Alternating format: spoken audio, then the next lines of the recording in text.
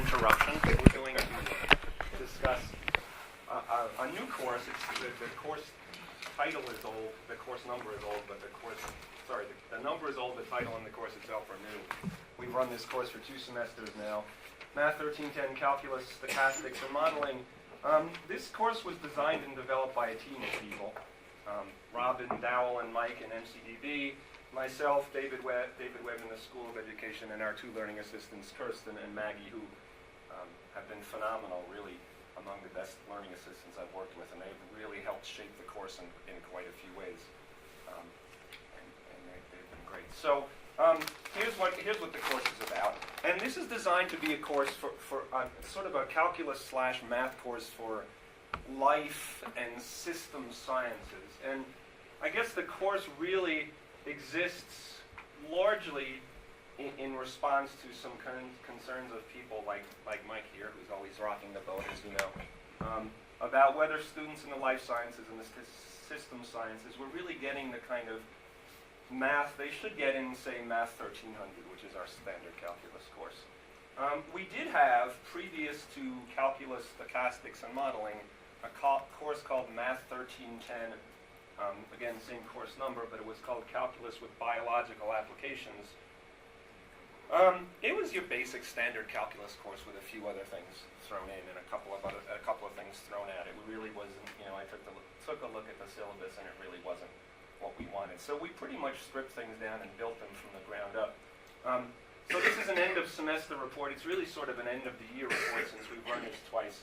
And I'll say a little bit more about that later. I want to start out by giving you an authentic CSM experience. So I actually scanned in some of my lecture notes from the very first day of classes.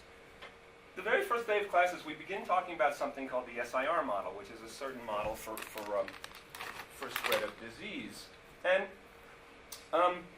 you make certain assumptions. So there are 3 quantities here. There's a susceptible population, an infected population, and a recovered population. Not all diseases behave this way. Sometimes you also have a D population, which is people who die. But take something like, measles or something like that, where you're assuming in general people aren't going to die from it and will eventually recover. So you have a bunch of assumptions here. Everyone recovers eventually. Once recovered, you're immune. You can't infect. It's a closed system, so the sum of S and I and R is constant and things like that. Before I move on to part 2, I want to mention that immediately upon discussing part 1, you can break the class into a nice little simulation where you actually simulate the spread of the disease. And the way it works more or less is like this. So you take a class, we had 32 students, and you give a couple of students a handful of roulette chips or coins or some kind of marker. It doesn't really matter how many or what they are. But those couple of students are the infected students at the start of the experiment. Everyone else, no one is recovered, of course. Everyone else is susceptible. So you're starting with a large population of susceptible and a small number of infected, and then you have them get up and shake hands. And if you shake hands with someone, you infect them. Or depending on how you want to model it, if you shake hands, you infect somebody 50% of the time or 25% of the time. Whatever, you can choose your parameters. And that's part of the fun of it. They get to see how picking different parameters affects the end result. So you run this model here. You don't have to talk really about any of this stuff yet, where you're actually writing down formulas for rates of change. S prime, I prime, and R prime are just the rates of change of S, I, and R. You don't really have to talk about this at all yet. You just go ahead and run your little simulation.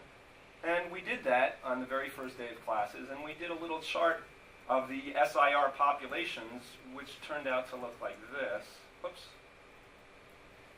So S susceptible is in dark blue. What color is that? In sort of the maroonish color is infected. Thank you. That's better. Yeah. And the gold is recovered. So you get this nice little simulation.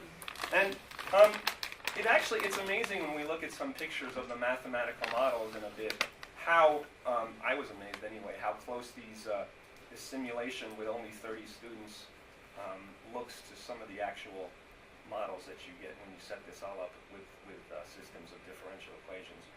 But at any rate, so you get these nice curves, and right off the bat, by the way, they're seeing S curves and bell curves, which are curves that recur throughout the whole semester. So you're trying to hit them with concepts that are going to come up again and again and again and again. So they see this on the very first day of classes. The next day we start talking a little bit about how you might model this using some mathematical formulas. So we start thinking about what are S prime, R prime, and R prime, and S prime, I prime, and R prime, which again are the rates of change. You start with R prime because it's the easiest to think about, and basically it's not too hard to see that if the disease lasts on average K days, then the rate of change of recovered, if your units of time are days, let's say, are equal to 1 over K times the number of infected, where K is the duration of the disease. So you have a formula for R prime in terms of I. You can think a little bit more and convince yourself that S prime is proportional to both the number of susceptible, so the rate of change of susceptible is proportional to both the number of susceptible and the number of infected, but with a minus sign in front, because the number of susceptible is decreasing, so the rate of change is negative. Once you know S prime and R prime, well, you know that it's a closed system. S plus I plus R is constant, so the rate of change of the whole population is 0. S prime plus I prime plus R prime is 0, so you can solve for I prime. So you end up with this system of differential equations for S, I, and R. And again, you don't even really need the differential equations to do your little simulation, but the differential equations allow you to actually sort of try to set this up mathematically and see where you can go from there. So here's the SIR model, 3 equations, one for each of the rates of change rates of change of quantities in terms of the quantities themselves. You have some coefficients A and B, which are recovery and transmission coefficients, and again, you can tweak those and talk about how that affects your output, and do fun things like, try to predict how it's going to affect your output before you actually do the graphs, and see how well you did. So that brings us to the question of prediction, and the whole point of the SIR model is that if you know rates of change of something, and you know initial conditions, then you can predict into the future. That's pretty much in a nutshell, I would say, what, maybe it's a little bit too much to say that's what calculus is all about, but certainly that's what differential equations are all about. You have information about rates of change, you know where you're starting, and that tells you where you're going to end up. The analogy I kind of like is, you have an apple and you drop it into the river. If you know the flow pattern of the river and you know where the apple lands, then at least in theory you can predict where it's going to end up any point down the road. Kind of the same situation here. So, yeah, Mike. So when you did this originally, you did this in class, and yeah. They got a model. But so if this was a real small population, it would be very noisy. Sure. Right? So that comes in later. Right, so we're doing the calculus and the modeling now. We're not doing the stochastics, but some stochastics will come in later. So this model is very much deterministic. There's no really accounting for how noise might figure in. But the important idea here is that you can make mathematical sense out of this idea that if you know where you're starting and you know your rate of change, then you know where you're going to end up. And you can do that, let's say, in increments of 1 day at a time, or several days at a time, or whatever. And you can iterate and predict as far into the future as you want. And by choosing your so-called step size, your delta t, to be small enough, you can get better and better. Your predictions, which are actually approximations, will be better and better for smaller. These are students with no calculus background at all. So you're not talking. You have to introduce. So we introduced the concept of a rate just by saying time. Sure. This time minus this time. So So the idea is you talk about rates of change kind of in a discrete picture discrete time. You actually don't make the distinction. It comes up sometimes. And then you see, I love getting into conversations like, when you look at the speedometer on your car, what is that velocity mean? What is an instantaneous velocity? So you start getting into these discussions, and these discussions are sort of central to what's working here. And as your question, I think, is pointing to, the change in S, I, and R that you compute using the rates of change is really an approximation. And you discuss this idea with them, and the basic idea, again, they can really relate to things like driving your car. Sure. So if you look at your speedometer and it says 60 miles an hour, that doesn't mean an hour later you're going to be 60 miles down the road. But if you have a very, very small delta t, since you can assume that your velocity is not changing very much in a small period of time, it is really good to predict where you'll be in 1/10 of a second. And then you can iterate the process 1/10 of a second more, and 1/10 of a second more, and 1/10 of a second more. it's called Euler's method. You don't even tell them that Yeah. yet. Was there another question? Yeah, so I guess I was thinking about the same thing. I mean, I don't know what is their math background. I mean, where are they coming from? Minimal. It almost non-existent. Minimal. So They've never seen, probably, certainly never seen, most of them have never seen a derivative before. in our calculus-based introductory physics class, so that's a different and that's sort of engineers and people with a stronger math background. The idea of rate of change is very problematic. So there's a good chunk of the class that even after we've gone through many different examples, they're still not really distinguishing between a quantity and the rate of change of that quantity. And you know, they're struggling with really basic issues like if two cars are passing each other at the moment that they're right next to each other, who's going faster? Yeah. And you know, they're still struggling with Oh, that. sure. idea. But But I still struggle with that too. I mean, what does it mean to say that, you know, you throw a ball up in the air and at some instant in time it's stopped? I mean, does it really stop for a second? Yeah, right. I mean, Zeno had something to say about that. Yeah, right. So Sure. if this is day one, I mean, so for instance, go back a slide. You had the little simple differential equation. Another slide. Well, sorry, one more slide. Yeah. We Well, it was missed it. your notes. It was the one Yeah. with the differential On the bottom. equation. At the bottom, SIR, S prime I prime It R was the prime. r prime equals bi, Yeah. which you said, well, that's easy. You know, the rate of change of recovery is 1 over the whatever time scale it was times the number of infected. Right. And I don't think that's easy at all. So what do they think? No. Like, what do the students think? I didn't mean to say it was easy. If that's what I said. So do the students generate that formula, or do you tell that to them? Well, so you talk about how this paragraph here, so let's say the disease lasts k days, then each day the total number of recovered will increase by I over k on average. So, and then I'll write down r prime equal, and then we'll try to talk about what the right-hand so side do of they the struggle with that? Oh, Or yeah. Does that go easily? Oh yeah. I mean, but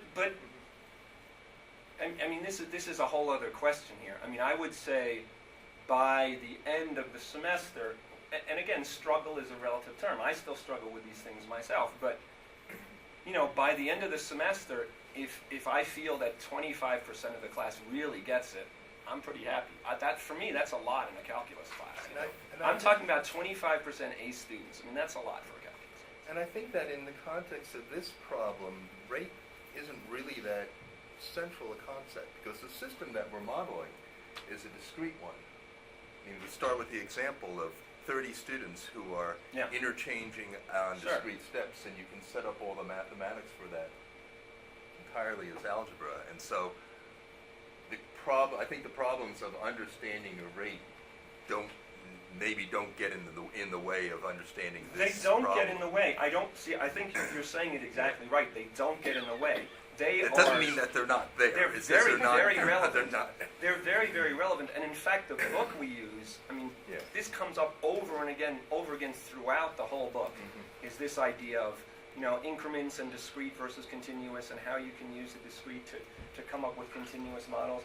I mean, we do talk about the fact in class how these are really a bunch of dots, and you can connect them with line segments, or you can interpolate, and we talk about how, you know, I cheated. I used some Mathematica program to do a third-order interpolation here or something to make it look pretty, and then we do the actual picture. We just have the dots, you know. So they're being told about this stuff. They're being exposed to it. I certainly don't think in the first week of classes they really get it, but they can do the problems, and they can do. So, for example, you talk about prediction, and you talk about Euler's method, which is, you know, you're starting here. You know your rate of change, so that tells you more or less where you'll be 3 seconds down the road, and you iterate that.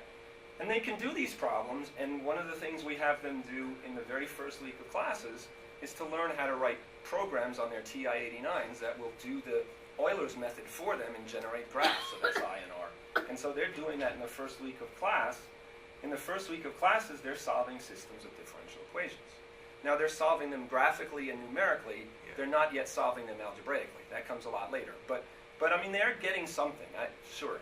Yeah, I mean, they're definitely not getting everything. Coupled equations is something they probably have but barely never, seen. you know, I mean, and in a standard Calc 1 class, when do you see systems of coupled, you know, differential equations? When do you see this kind of thing? I certainly never did. So I just wanted to illustrate some of the things they learned pretty early on, and I'm not claiming that they all got 100 on this exam, but I mean these were reasonable questions for the good bulk of them. So we do ask them sort of not so much programming questions per se, not so much coding questions as thinking algorithmically questions. Simple things like how do you write a loop that will prompt for a number n and write out n to n plus 1 up to 100 n plus 99. And there's all sorts of errors that come up over and over again. There's fence post error, and there's putting the loop outside, the display statement outside of the loop instead of inside the loop, and all this kind of thing. But it's a very good learning exercise. We talk about logistic population models and things like that, and what they've learned from SIR, they can use the very same ideas to predict population when you have a logistic differential equation for population growth. Coming back to SIR for a moment, on a 1 hour and a half exam, you can't really ask them to do too much in terms of actually plotting graphs and that kind of thing, but you can give them a bunch of graphs and you can ask them to analyze them. So we give them some SIR graphs, and these are some SIR graphs using the models with different parameters, and we ask them things like which one has the bigger transmission coefficient, which one has the bigger, what's the other one, recovery coefficient, and all that kind of thing, and we ask them questions like that. And then we do things like, so here's just a bunch of questions we ask them. Oh, I did want to mention part C, the threshold value. The threshold value means when does the disease peak in terms of a peak in the number of infected. So the infected curve is, again, the maroon thing in the middle, and of course we know that a peak corresponds to a first derivative being equal to 0. So all of a sudden you're talking about max-min problems early on, and that's really good for them because you certainly come back and talk about those later on. So you're talking about rates of change. If it's increasing, then it's decreasing. It's got to be 0 in the middle, so you have a first derivative equal to 0.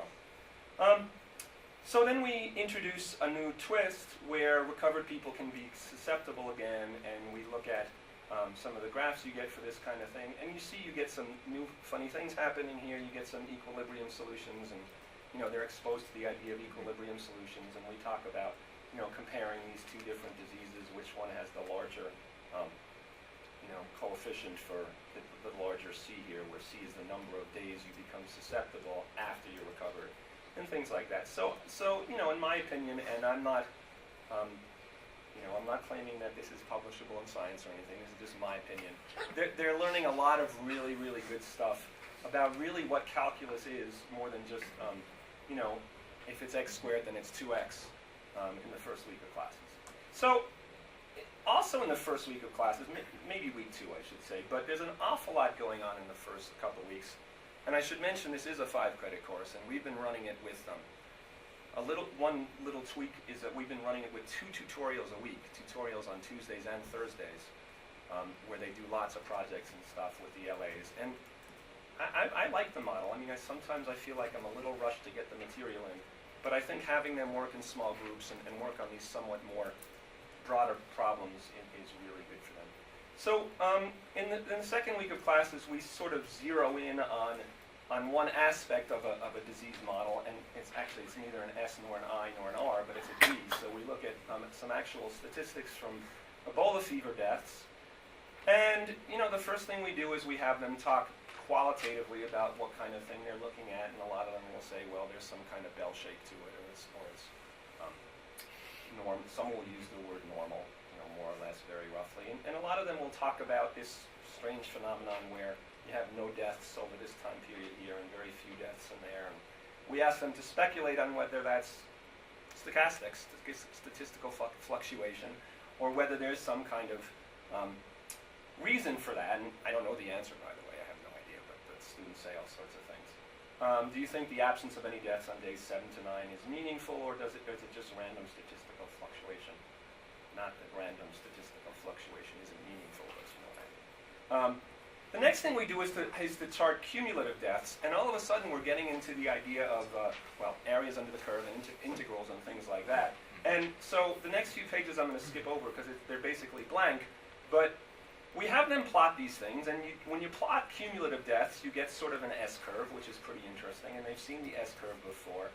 And this allows you to start talking about all sorts of things that you might not otherwise feel were properly motivated. You can start talking about bell curves, S-curves, arctangent functions, and by the way, arctangent functions model all sorts of diseases because they have an S-curve shape.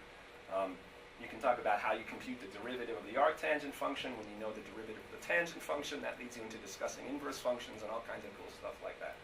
So after you've kind of digressed and spoken about all this sort of stuff, you kind of come back to Ebola in a tutorial in week 5 or something like that, and you start doing some mathematics, and you talk about modeling an Ebola outbreak by a certain arctangent function with a pretty complicated formula, but it's basically an arctangent function, scaled and shifted.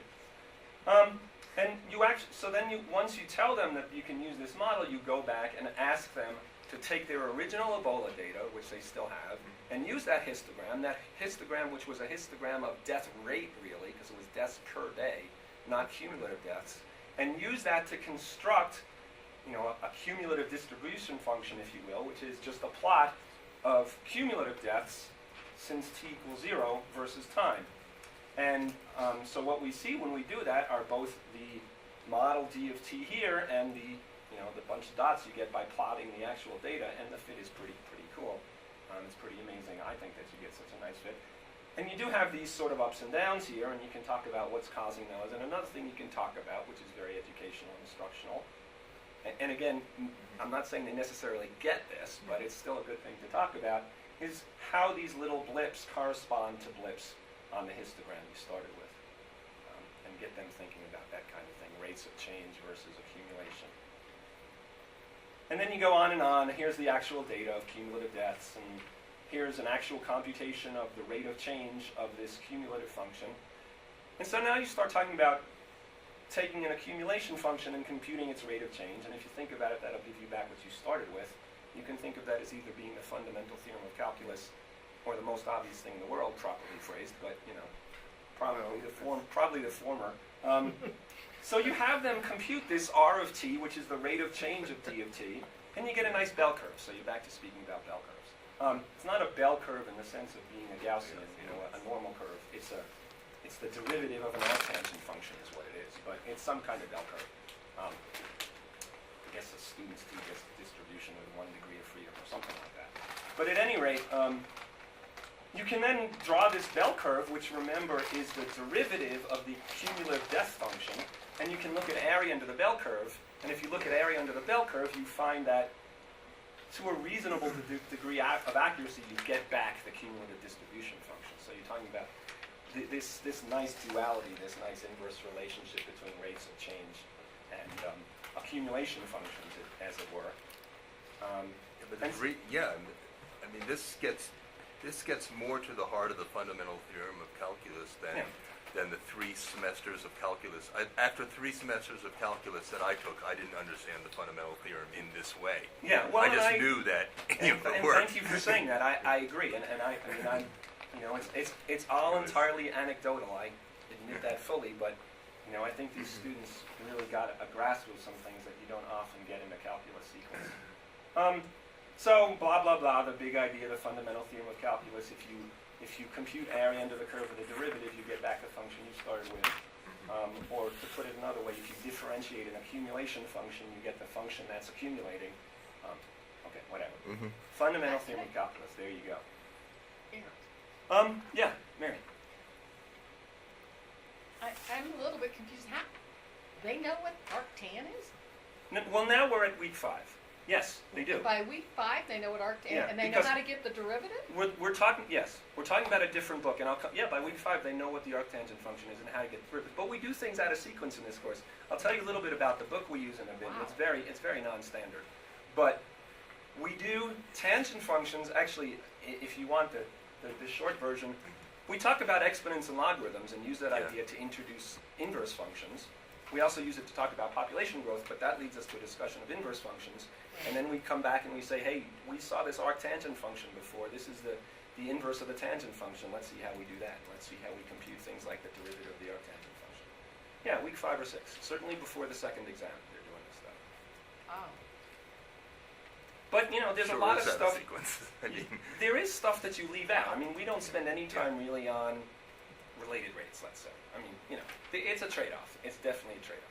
and that's a constant conflict in my Yeah, own mind. What are we leaving out but that we shouldn't be? Just the algebraic mechanics of doing these derivatives is, pretty tough. Yeah, it is. But remember, it's 5 days a week. I mean, I think Yeah. that helps. They do they do some drill and tutorials too. It's not all conceptual stuff. Was there a question? Yeah, and you guys do any formal proofs of anything? We don't. No formal proofs whatsoever. So that saves some time. It saves a lot of time, but and that's something you can argue about too. Now, and that's something that I have a hard time letting go of. Although I would say in our standard calculus 1 we don't really do formal proofs either. One thing they get in here that they don't get in the standard calculus 1 is this very little bit of programming. And the kind of reasoning you need to understand how a do loop works in a very rudimentary form is not that different from the kind of reasoning you need to write a proof. So, they do a lot of stuff. Here's a term project while we're on the subject of accumulation functions being, the area under the curve of the rate of change and all that kind of stuff.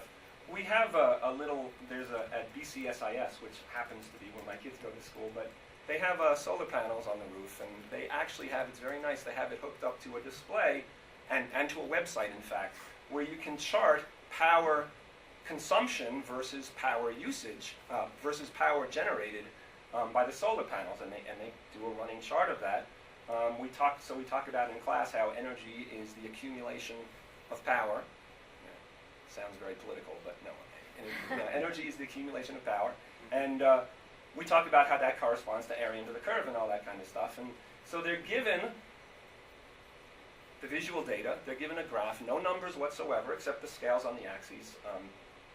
So this is a scale of 1 week. This is 1 week of data. The green curve is power generated by the solar cells, and the red curve is power used in the school.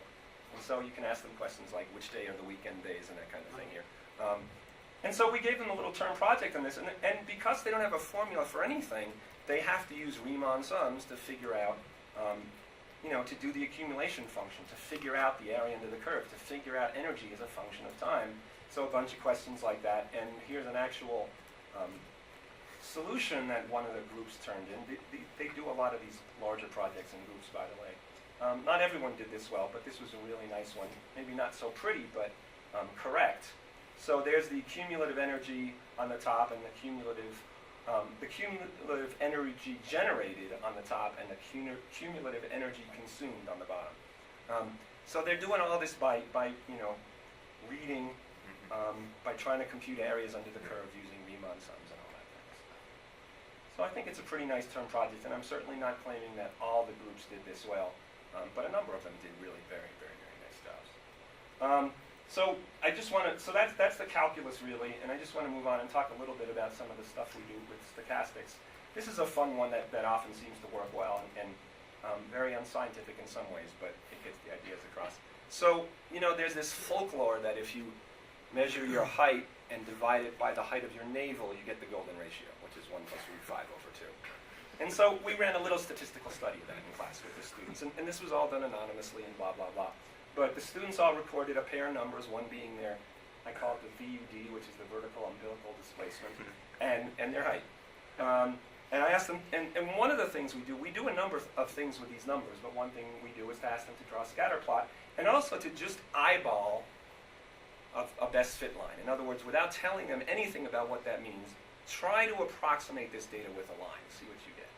And most of this is the actual linear regression line, but most of them do a pretty good job of coming up with something close to that. What I really like about scatter plots is that what we're really talking about is minimizing something, which is a sum of squares of vertical distances, and all of a sudden you see the relevance of calculus again.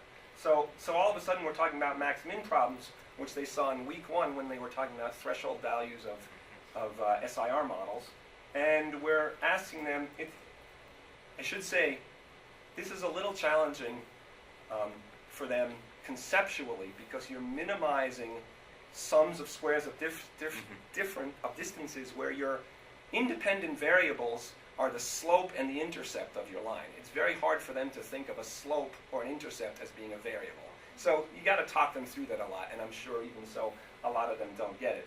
Nevertheless, it is a max-min problem. You draw some pictures, and they kind of get this picture, I think, more or less.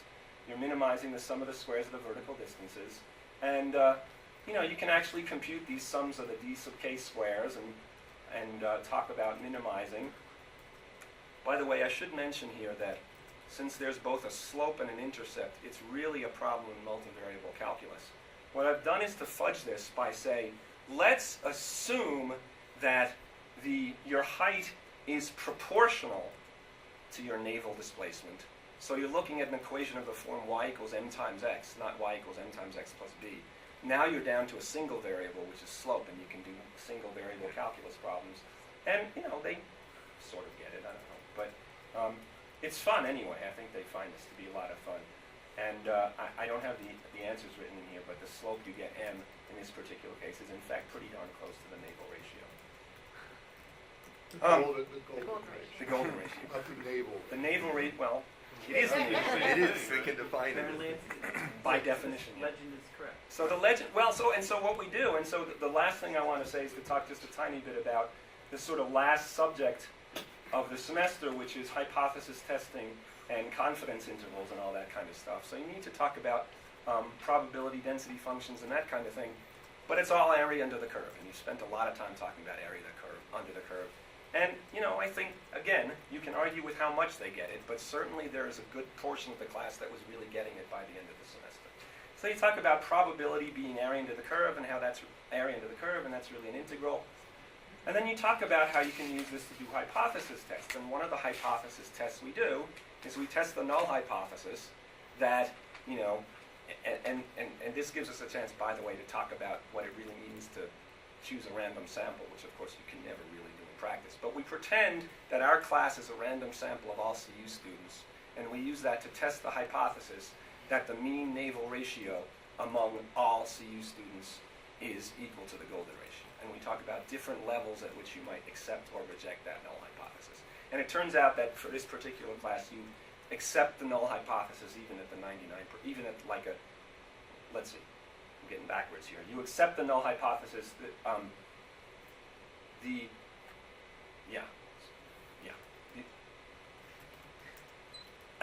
you accept the null hypothesis, well, at any reasonable level you would think about in a hypothesis test. But at any rate, so this is sort of a homework exercise, and there's some fill in the blanks. And we talk about normal curves and area under normal curves, and things being 3 standard deviations from the mean 99.7% of the time. And then we talk about some maybe somewhat less fun, but more, maybe less fun, and at the same time not particularly more real life examples. I guess before I get to the last example, I wanted to mention that the whole thing behind hypothesis testing, the key sort of bit of information is the sampling distribution of the mean, which I think is a huge idea for anybody. And again, one could argue how much our students get it, but some of them do get it. And what we do is we have them play around with a big set of scores we had on an exam called an ALEX exam, which was a calculus readiness exam that we tried one year as sort of a pilot project. And I don't think it went well enough that we're going to try it again, but at the moment it's dormant. At any rate, 1,400 students took this ALEX exam, and we divided the scores up into bins and did a little histogram, and did a best fit normal curve, which doesn't fit all that well. But then what we did was a tutorial, which was, I think they found was a lot of fun. We gave the students in groups spreadsheets of all 1399 scores, and we said, pick a sample of these scores of size 30. We picked 30 because it's kind of one of those threshold, if you will, numbers for being able to assume that things are normal. Pick a sample of size 30, compute that mean. We tried to somehow make sure they were picking random samples, but you can't guarantee that. Do that over and over and over again, and look at the distribution of sample means instead of the distribution of scores themselves. And when you do that, you get a very interesting phenomenon some of us are familiar with, which is this. If you look at the sample means, then first of all, which is not surprising, the mean of the sample means is very close to the mean of the actual scores themselves. But what's really more interesting is that the standard deviation of the sample means is very small. By taking sample means, you smooth out the deviation and you get a much tighter spread. Not only a tighter spread, but something that's more normal in shape. and that's the sampling distribution of the mean, which is behind all hypothesis testing, when you're assuming a normal distribution, when you're using normal curves. And so this is sort of the last big idea of the semester is sampling distribution of the means and hypothesis testing and all that kind of stuff. And there you go, that's the semester. So to get the stats in, you certainly do have to leave out some calculus, and you spend less time on things like related rates and a variety of other things like that. You don't talk about volumes of solids of revolution, which I guess they do in Calc 2 now anyway, but you get the idea. I wanted to say just one quick thing to finish up about implementation. The first semester, we taught this new course, this new version of Math 1310. We used the old book, and it was a disaster. And I could go into the reasons for it. One of the reasons is that I think it's $256 new. It's really expensive and really bad at the same time. We trashed the book, and the reason we trashed the book was because after some investigating, we found that there was a text online. It's called Calculus in Context. It was written by Callahan and some others. It was funded by an NSF grant some 15 years ago. I think it's a lovely book, but apparently not that many people do because it's now out of print. The advantage of the fact that it's out of print is that the authors have posted it on their webpage and it's free. So I think it's a lovely book. Students will hate any calculus book pretty much, so I'm not exactly sure that they would rave about it, but I really enjoy teaching out of it. It's free, and the best part is that just recently we got permission from the authors to revise it. Now, the major part of the revision is going to include the statistics stuff, because that's not in there. It's written as a calculus book. And there's maybe one chapter on Poisson distributions, but there's, this kind of elementary probability and statistics stuff. It's just not in there.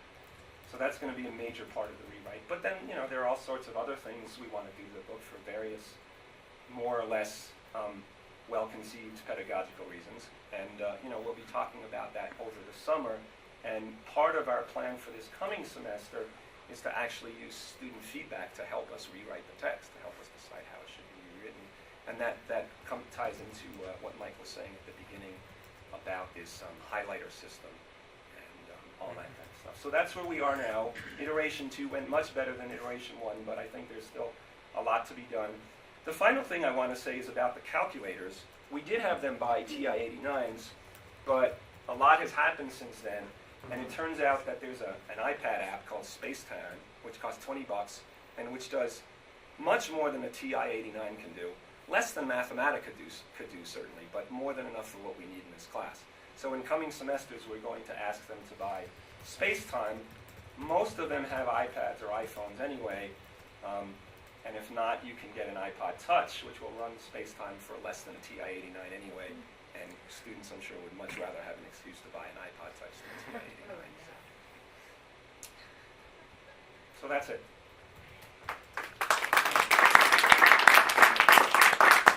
Yeah, Valerie. I apologize, I came in late, so if you covered all this, please do so again. I just feel like I've always loved the idea of calculus in context and contextualizing calculus in this way, on the one hand. On the other hand, as a mathematician, what do you feel, if anything, that you're losing by completely contextualizing this beautiful mathematics in this way? My answer to that now would be very different than it was 10 years ago, just because of the way I've grown and changed and the way I see these things. I think you're losing next to nothing of value. I really do. The first iteration of the course, again, didn't go that well, and that was my fault as much as anything. The second iteration, I've never enjoyed teaching calculus so much. And you don't prove things, but all the key ideas behind the proofs are in the computations and the setup and the algorithms and the ideas. I always find that things like results like this motivate me to learn a proof. If I sees a really cool result, if I'm then motivated to see, how could I really prove that this is right? Some of those folks in the Netherlands, they talk about kind of starting with the contextualization and moving outwards to the abstraction.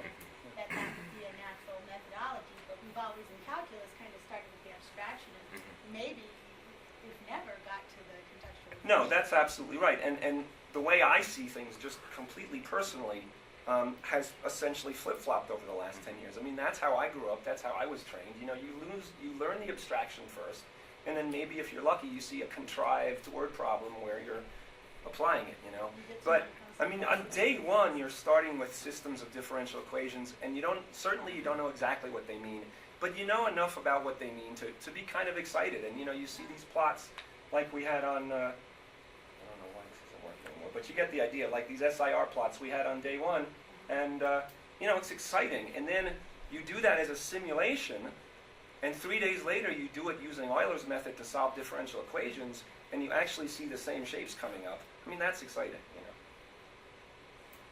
Yeah, Noah? This is great, Eric. I mean, I love it, and I'm all for context framing. So I have two questions. One in the general scale context. One of the challenges levied against contextually grounded work in any discipline is the ability to generalize from that and develop these sort of more robust skills that work across domains. And so the question is, do you see students' ability to that or challenges from that? And then I have a question about Alex. Okay. But I'll open it for somebody else. So, the book has a lot of nice modeling problems, and one that the students really love is about alcohol fermentation. And it's basically SIR, except it's SAY, sugar, alcohol, and yeast. And, I mean, there are no numbers. The book kind of lays out the basic ideas without a single number in there. And the students can do this. They can write calculator programs that will generate the solutions by Euler's method, and then they can answer questions about what will happen to the graph if you tweak this coefficient, and such. So in that sense, I do see an ability to generalize. I don't see that that's being lost. You know, you gotta give them the hook, which is, you know, beer. You know, I mean, not actual beer, but you know, modeling problems about beer. I don't see that that's being lost. And I guess I would say that my experiences, at times anyway, teaching Calculus 1 in the standard method have been sometimes pretty discouraging, and they're certainly not learning less, I think, in this course. That's not necessarily to say that they're learning a lot, but. So just to follow on that thread, do you see then students any evidence of sort of this meta-level awareness about the nature of modeling the students are picking up? You alluded a little bit to that about students knowing how to frame and set up step size and framing things in a particular way. But also then you could have explicit discussion about the nature of models, approximations. You also alluded to this in using Euler's method versus. Yeah. Well, yeah, I mean, I think so in a variety of ways. I mean, they do get, I think, quite well how it makes, you know, you get a better answer if you use a smaller step size. And, you know, that's not just a modeling problem, but that's sort of the precursor to the whole idea of a limit, right? I mean, that's pretty powerful. They get that. I think they think modeling is hard. I mean, I'm not saying they come out of this thinking modeling is easy. I think they think it's very hard. But like, do you take extra steps? I mean, can I build on yours before you get to your Alex? Sure. Yeah. Like, cause like. Do I have a choice? No. One can imagine that you would explicitly address, and this actually goes back to what I was saying earlier, is kind of that generalization or the meta elements of the modeling or the step size and limits. Yeah. You know, getting back to kind of the traditional calculus. Right. And for Sure. some reason my heart is there. Sure, but you never do in this course anyway, you never do an epsilon delta proof. But you don't in Math 1300 either. I mean, we don't anymore. That's, as far as I know, I mean, if you look at the calculus texts that I'm familiar with, that's pretty much gone out of fashion. They don't do much epsilons and deltas anymore.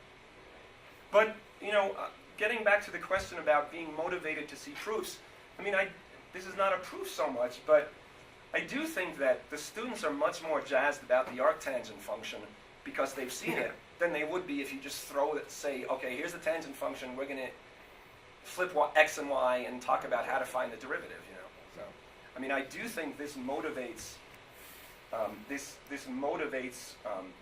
wanting to think about things a little more rigorously.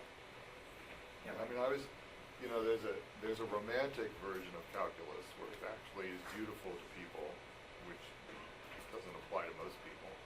And the other problem is you can't get everything in one course. Right. And what it really comes down to is, are they asked to use any of these calculus tools in any other course? So if they're coming from molecular biology, they are not, ever. They are. Right? So they see calculus as, my impression is it's irrelevant, right? Now it could, so the question becomes, when we were originally thinking about this is a part of a series of courses that ends up in something like MCDB in modeling gene network population neural behaviors, right? So that they're coming into this seeing, I now, and I would prefer to see modeling be in intro, right? So that you see a reason why you should even give a rat's ass about this stuff, because it's irrelevant from, calculus may be beautiful, but for most people it's irrelevant, and it took Isaac Newton to discover it, or invent it, or Leibniz, so whoever you like. But the two of them, neither one of them particularly is known as being a dummy. And, the issue becomes, what's the compelling reason that they should learn it? That's frustrating to me, though. Why? We could talk about it another I time. mean, It this just is- frustrates me that everything that has to be learned for some purpose.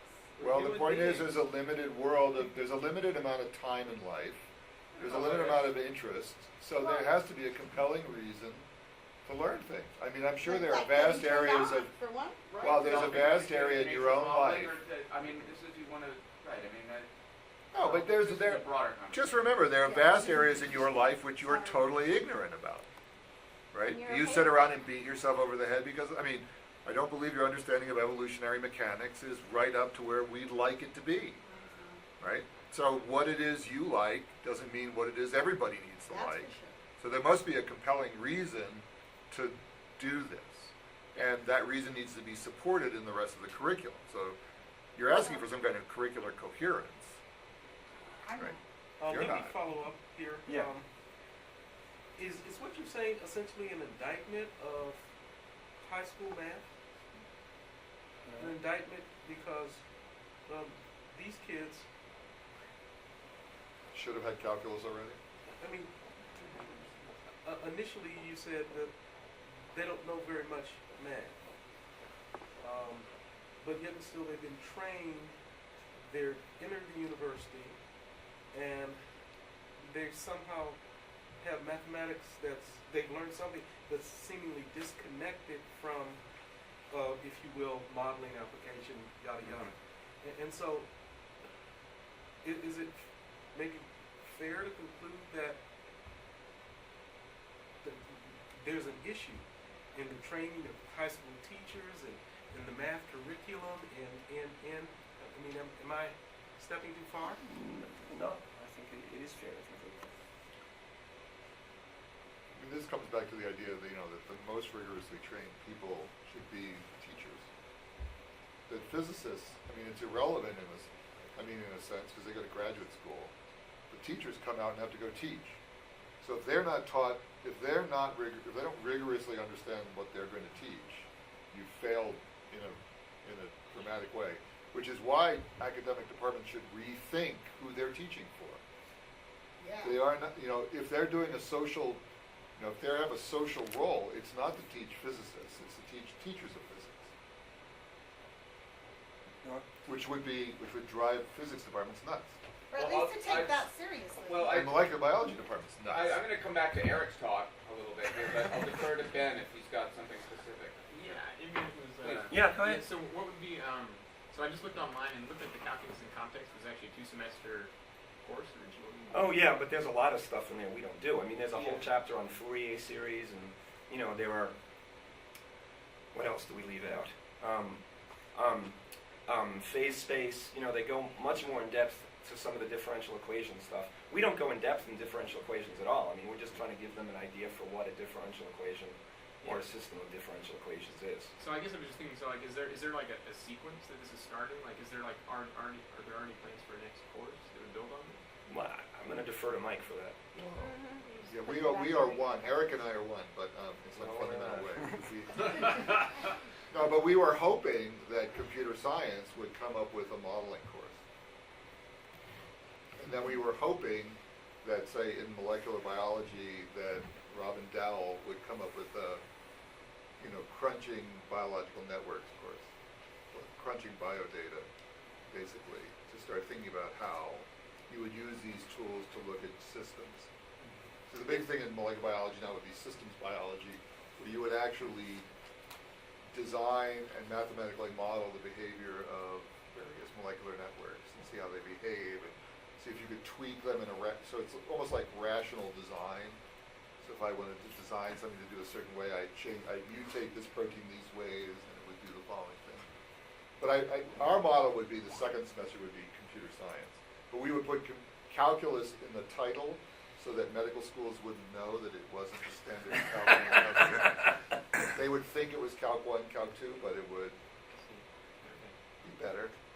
David?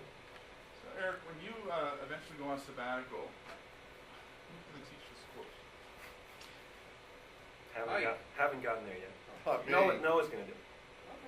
It sounds like a great course. I'd love to. So And Mike can do it one semester, and Paul can do it. you've had great motivation to not only teach this course, but also design the course. So in terms of handing over or preparing someone else to teach the course, what would recommendations be? This is not a trivial process you went through. No, it's not a trivial process. Design this course. I think I would have to ask you for recommendations. You can't ask me. I don't know. I don't know the answer to your question. I mean, but I am aware of this issue that I can't be the only one teaching it forever. And I mean, I don't know.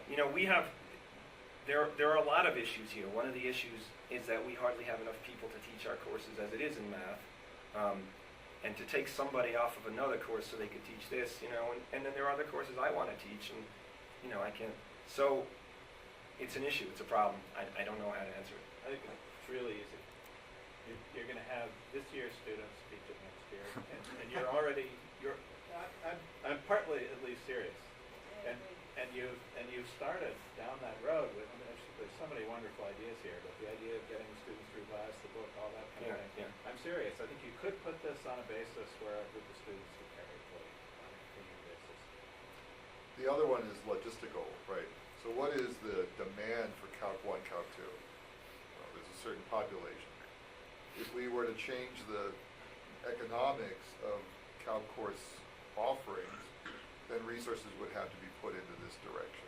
But I think David's point is exactly right. This is the standard. Some great innovation starts, the person stops being interested, and it dies. NSF funding runs out, it's dead. Right? So part of the reason we wanted to put the book and all the ancillary materials online, and if we could do these more interactive things like this highlighter stuff, the course starts to have a lot, sort of like an eco space of its own. Right? And what we really need, which we haven't figured out, is how to do quantitative analysis of student learning, so we can compare Calc 1 and CSM. So we would like to believe, although we don't just state it as truth and put our finger on the scale, we would like to believe that people in Calc 1 and CSM are learning equal amounts of calculus.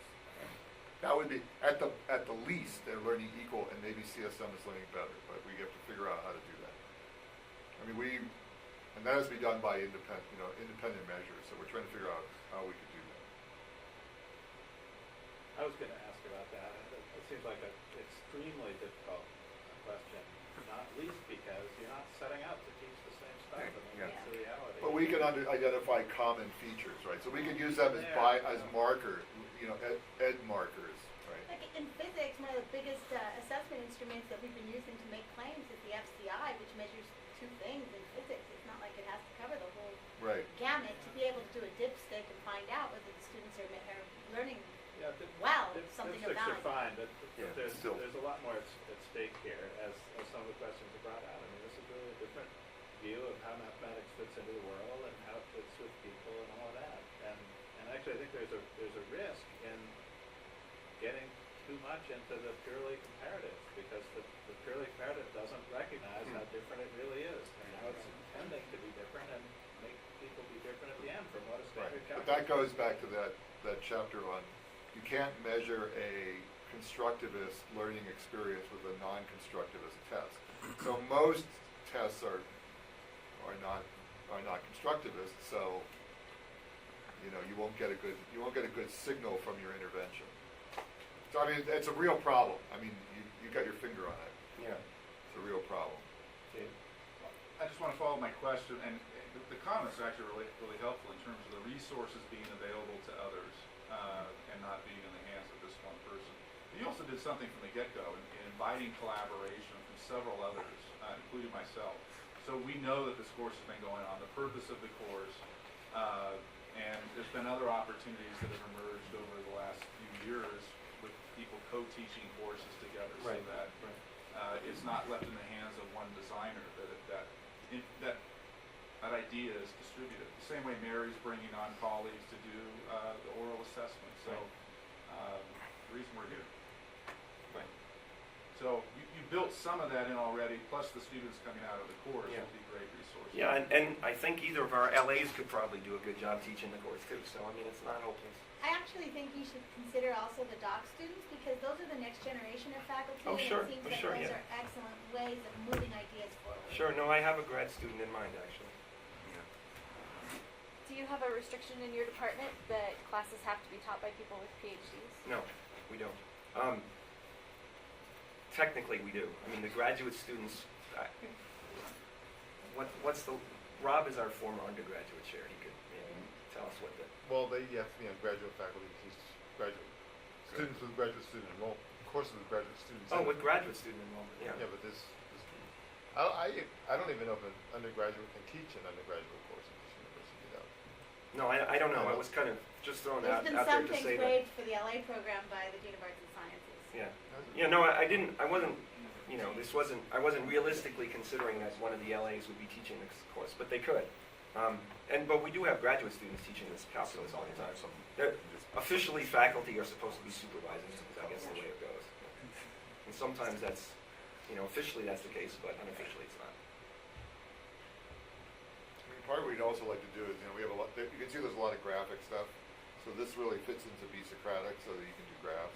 So I mean, the whole point would be to build a little ecosystem, and we've got be Socratic running on an iPad almost now. So we're getting close enough to have it sort of be dropped into somebody in an app.